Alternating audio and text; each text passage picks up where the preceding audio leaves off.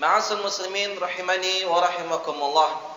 Ramadan telah pergi meninggalkan kita, tetapi ibadah harus terus kita berlanjut sampai kita dicabut nyawanya oleh Allah Subhanahu wa taala. Dan di antara tuntunan Nabi sallallahu alaihi wasallam di bulan yang mulia ini, di bulan Syawal, adalah kita diperintahkan untuk senantiasa melanjutkan ibadah-ibadah yang lain. Di antara ibadahnya adalah berpuasa 6 hari di bulan Syawal atau dikenal dengan puasa Syawal. Dalam sebuah hadis yang dikeluarkan oleh Imam Muslim dari Abu Ayyub Al-Ansari radhiyallahu ta'ala anhu, Rasulullah sallallahu alaihi wasallam mengatakan, "Man shoma Ramadhana thumma atba'ahu sittan ba'da Syawal atau min Syawal, fakana kasiyamid dahri."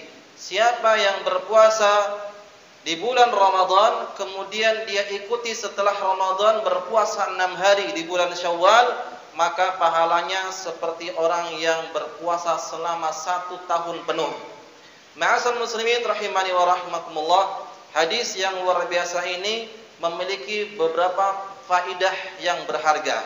Di antara faidah yang pertama, barang siapa yang puasa Ramadan, kemudian setelah itu dia berpuasa 6 hari di bulan Syawal, maka dia akan memperoleh pahala seperti orang yang berpuasa selama 1 tahun penuh. Kata para ulama, kenapa mereka mendapatkan pahala seperti ini? Karena setiap satu kebaikan dibalas, dilipat gandakan menjadi 10 kebaikan yang semisalnya. Katakanlah kita berpuasa selama 30 hari, maka 30 dikali dengan 10 maka 300 hari.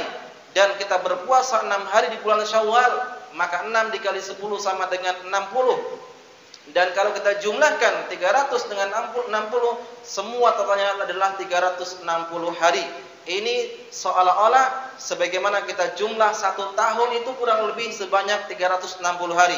Maka siapa yang berpuasa di bulan Ramadan setelahnya diikuti dengan 6 hari di bulan Syawal, maka seolah-olah dia mendapatkan atau seperti berpuasa selama 1 tahun penuh. Hal ini dikuatkan dalam sebuah hadis yang dikuatkan oleh Ibnu Majah. Rasulullah sallallahu alaihi wasallam mengatakan, "Man shoma 6 ayyamin ba'dal fitri kana tamamas sanah." Siapa yang berpuasa 6 hari setelah Idul Fitri, yaitu di bulan Syawal, maka dia seperti berpuasa selama 1 tahun penuh. Dan beliau membawakan firman Allah Subhanahu wa taala, "Man jaa'a bil hasanah falahu mi'asyru amsaluha." Dan siapa yang melakukan sebuah kebaikan, maka baginya 10 kebaikan yang semisalnya. Faedah yang kedua, ma'asal muslimin, jika seorang melaksanakan puasa Syawal 6 hari di bulan Syawal itu, maka dia seperti melaksanakan sunnah-sunnah qabliyah dan ba'diyah. Sebagaimana salat ada qabliyah, ada ba'diyah, maka puasa juga demikian, ada qabliyah, ada ba'diyah. Puasa Ramadan qabliyahnya adalah bulan Sya'ban. Makanya di bulan Sya'ban kita diperintahkan untuk memperbanyak puasa, dan ba'diyahnya adalah setelah Ramadan itu Syawal, dan kita diperintahkan untuk berpuasa 6 hari di bulan Syawal. Sebagaimana tujuan puasa sunnah ini adalah untuk memperbaiki kekurangan-kekurangan yang seorang berpuasa di bulan Ramadan, dan menyempurnakan bagi orang-orang yang lalai dalam berpuasa di bulan Ramadan. Sebagaimana salat sunnah rawatib yang dikerjakan oleh seorang hamba akan menyempurnakan kekurangan-kekurangan dalam salat-salat yang wajibnya.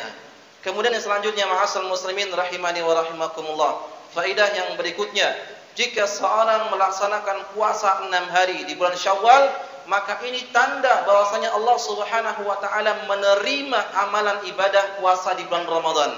Sebagaimana para ulama, Al-Imam Ibnu Rajab Al-Hambali rahimahullah menyebutkan, jika Allah Subhanahu wa taala menerima suatu amalan, maka Allah akan menunjukkan kepadanya hidayah untuk bisa melaksanakan amalan-amalan yang baik setelahnya. Para ulama menyebutkan, min sawabil hasanah al-hasanatu ba'daha wa min jazai sayyi'ah sayyi'atun ba'daha.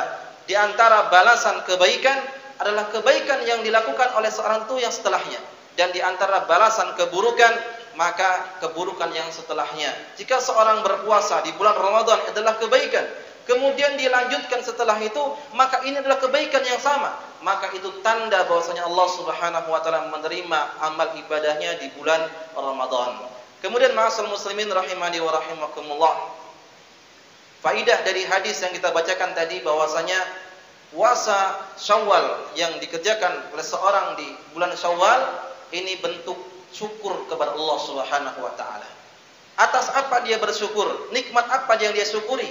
Yaitu bersyukur atas ampunan Allah yang Allah berikan sebanyak-banyaknya di bulan Ramadan.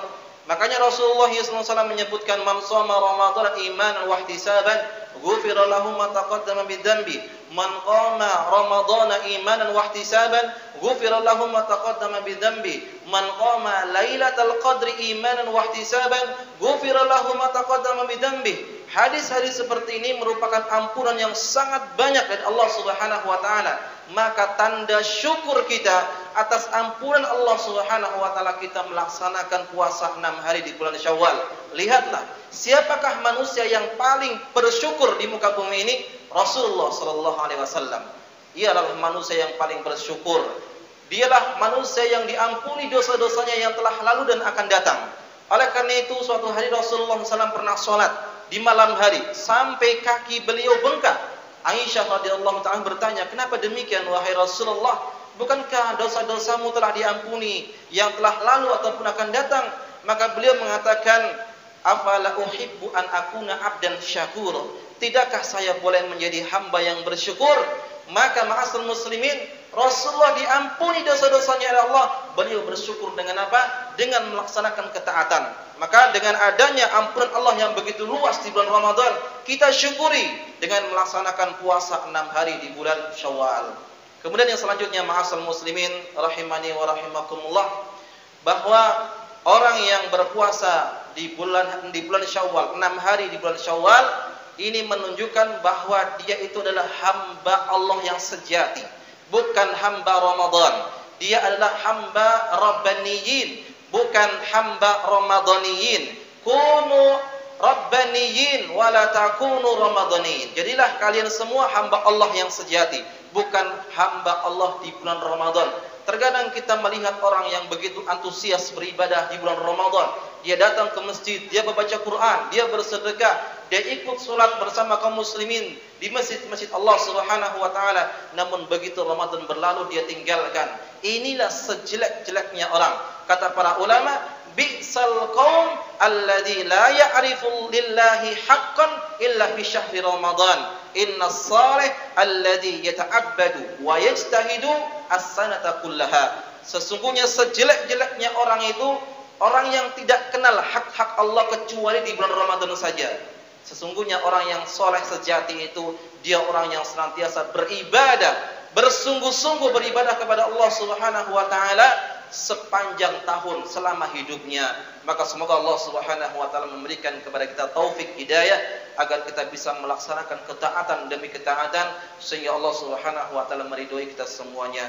Aqulu qouli hadza wastaghfirullaha li wa lakum wa lisa'il muslimina min kulli dhanbin fastaghfiruhu innahu huwal ghafurur rahim.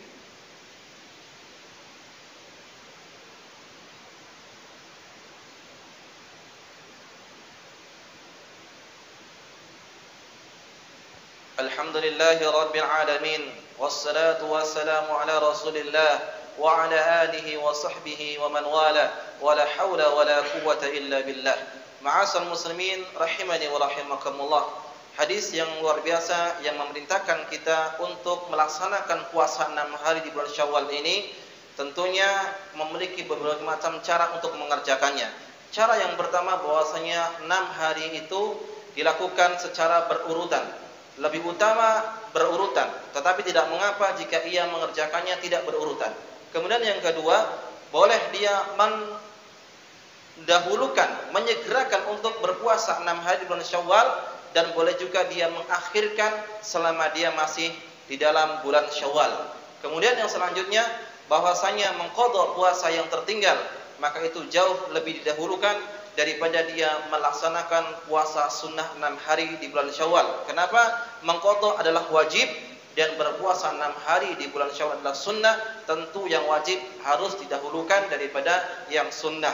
dan semoga Allah Subhanahu wa taala memberikan kepada kita kekuatan, kesehatan, kesempatan dan hidayah. Semoga Allah Subhanahu wa taala memudahkan segala urusan kita dan mengampuni dosa-dosa kita semuanya.